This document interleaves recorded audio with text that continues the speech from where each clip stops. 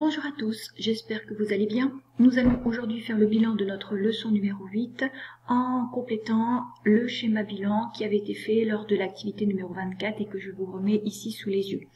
Alors ce schéma, souvenez-vous, nous l'avions établi dans la leçon numéro 7 quand nous avions résumé le mode d'action des microbes pathogènes.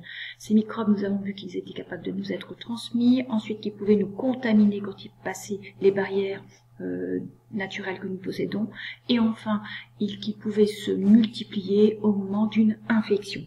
Nous avions vu au début de la leçon numéro 8, enfin, comment nous pouvions nous défendre contre ces microbes pathogènes, en voyant comment nous pouvions empêcher la transmission des microbes par l'asepsie et l'utilisation de désinfectants. Nous avions vu aussi qu'avec des produits antiseptiques au niveau, par exemple, d'une plaie, nous pouvions empêcher leur contamination. Il fallait donc maintenant expliquer dans la leçon numéro 8 comment nous pouvions donc éviter une infection. Nous avons vu donc dans cette leçon, au travers de deux activités que vous aviez réalisées auparavant, qu'il existait une réaction inflammatoire et que l'on pouvait également utiliser des antibiotiques. Je vous demandais donc simplement de refaire le même principe qu'on avait pu faire ici avec la mise d'une croix verte sur le schéma pour montrer comment la réaction inflammatoire pouvait intervenir et empêcher l'action des microbes pathogènes et faire la même chose pour l'utilisation des antibiotiques. Alors, si on s'occupe déjà donc de la réaction inflammatoire, où positionner l'action de la réaction inflammatoire au niveau du document. On va donc reprendre notre leçon donc de numéro 8 et nous allons reprendre ce qui avait été vu au niveau donc de la réaction inflammatoire.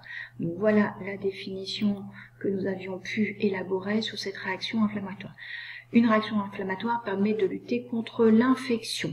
L'infection, nous n'avons pas fait de précision, c'est une infection en général. Souvenez-vous, c'était donc les phagocytes, donc des globules blancs qui sont capables de détecter, de digérer des microbes pathogènes.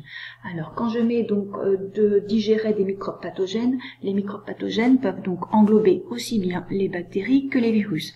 Alors, c'est vrai que pour certains d'entre vous, peut-être que les virus c'était moins évident dans la mesure où on avait vu que les virus étaient dans des cellules obligatoirement pour pouvoir se multiplier. Eh bien, il faut quand même que je vous précise que ces phagocytes sont capables de reconnaître également des cellules qui sont infectées par des virus, puisqu'elles vont présenter dans ce cas-là des anomalies, ces cellules. Et donc, elles vont être reconnues comme étrangères à notre organisme et donc vont être également phagocytées.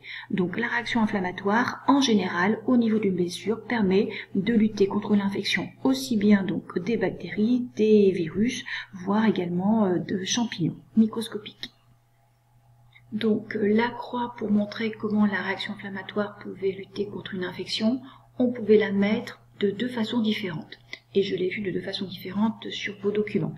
Alors soit vous pouviez la mettre ici sur la flèche de l'infection, puisque ça désignait l'infection en général ici, donc on empêche l'infection, on empêche la multiplication de tous les microbes pathogènes à ce niveau-là, comme ici l'a fait l'élève. Ou alors, je l'ai vu pour certaines activités, vous avez donc mis une croix bleue ici sur la flèche qui empêche la multiplication des bactéries et vous avez mis également une croix bleue sur la flèche pour montrer que ça empêchait la multiplication des virus.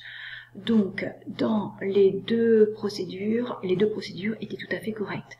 Donc, soit vous mettiez votre croix bleue ici, ou vous mettiez vos deux croix bleues effectivement sur les deux flèches, multiplication des bactéries, multiplication des virus. Ensuite, vous deviez positionner une croix rouge cette fois-ci pour montrer comment les antibiotiques pouvaient lutter contre des microbes pathogènes. Alors, l'élève ici a mis sa croix rouge sur la flèche qui montre que cela empêche la multiplication des bactéries. Si je reprends la conclusion définition du rôle des antibiotiques, donc les antibiotiques luttent contre l'infection, mais pas contre n'importe quelle infection, il s'agit uniquement de lutter contre des infections bactériennes. Nous avions vu effectivement dans l'activité numéro 26 que lorsque nous avons des angines virales, les antibiotiques ne servent à rien. Les antibiotiques sont des substances qui ne peuvent agir que sur des bactéries. Donc effectivement, l'élève a raison, façon, la croix est bien positionnée, l'antibiotique va empêcher simplement la multiplication des bactéries. L'usage d'antibiotiques n'aura strictement aucun effet sur la multiplication des virus, qui continueront de toute façon à se multiplier grâce aux cellules, à nos cellules. Donc voilà comment il fallait établir ce schéma bilan de la leçon numéro 8. Voici donc le schéma bilan de la leçon numéro 8. J'ai repris la base du schéma que vous aviez donc à compléter sur le site de la cuisinière. J'ai simplement changé le code couleur des croix à positionner.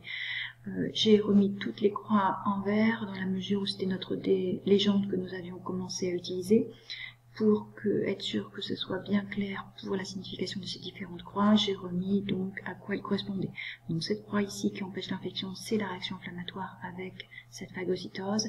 Ici, la croix qui empêche la multiplication des bactéries, c'est l'action des antibiotiques. Donc nous avons le schéma des défenses contre des microbes pathogènes.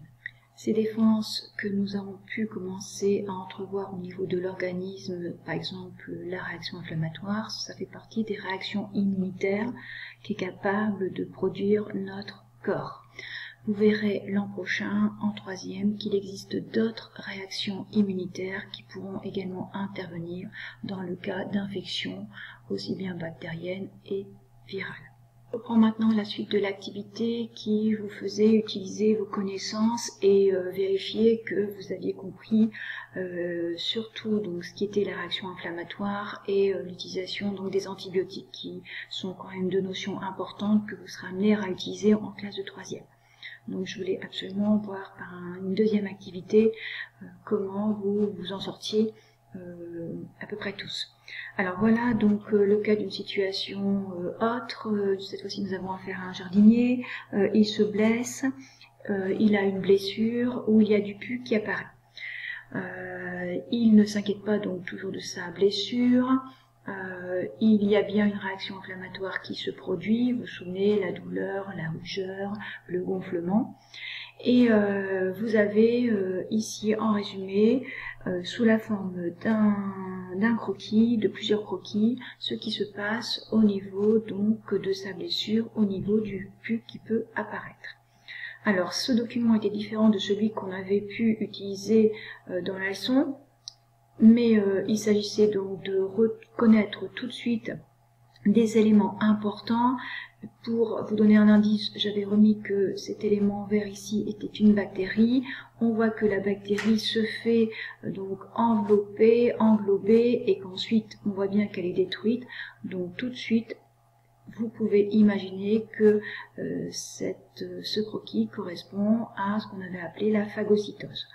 Donc, si c'est une phagocytose, ça va demander l'utilisation donc de phagocytes en A, l'utilisation également d'enzymes présentes chez ce phagocyte ici en B. Ensuite, il y a l'étape donc 1 de la reconnaissance, 2 de l'enveloppement et en 3 de la digestion. Les enzymes vont commencer à digérer les bactéries et enfin les déchets seront éliminés. Donc ici, tout est correctement retrouvé. Ensuite, on imagine que la réaction de phagocytose n'a pas été suffisante pour éliminer, on imagine, les bactéries présentes au niveau de la plaie de ce jardinier. Autrement dit, il n'y a pas de guérison de la plaie. La plaie peut devenir de plus en plus douloureuse. Et il peut effectivement avoir ensuite de la fièvre, etc. Donc, il se rend chez son médecin traitant, celui-ci diagnostique une infection bactérienne et lui prescrit un antibiotique, la nougatinine. Après 15 jours de traitement, M. X ressent toujours les symptômes de la maladie. Pour comprendre, son médecin décide alors de faire un antibiogramme. Il met en culture les bactéries responsables de l'infection de M. X en présence de 4 antibiotiques. Donc, je vais vous redonner le résultat d'un autre antibiogramme que celui vu en classe. Donc cette fois-ci, c'est pas gris la zone de multiplication des bactéries. Vous voyez, là on a mis un colorant pour encore mieux la visualiser. Le principe reste tout à fait identique à ce que nous avions vu dans la leçon. Nous avons donc les 4 pastilles d'antibiotiques qui ont été déposées dans la boîte de pétri. Nous avons donc déposé également cette fameuse bactérie qui peut normalement, avec ce milieu nutritif, se multiplier partout. Et on se rend compte qu'il y a quand même des zones ici qui apparaissent grisâtres où il n'y a pas eu de multiplication de bactéries, où les bactéries sont tuées.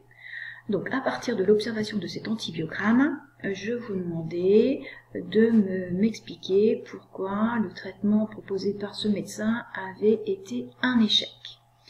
Alors, le médecin lui avait prescrit, on reprend de la nougatinine. Alors, je regarde à nouveau donc cet antibiogramme, je repère où est la nougatinine. La nougatinine, c'est la pastille d'antibiotique ici numéro 1.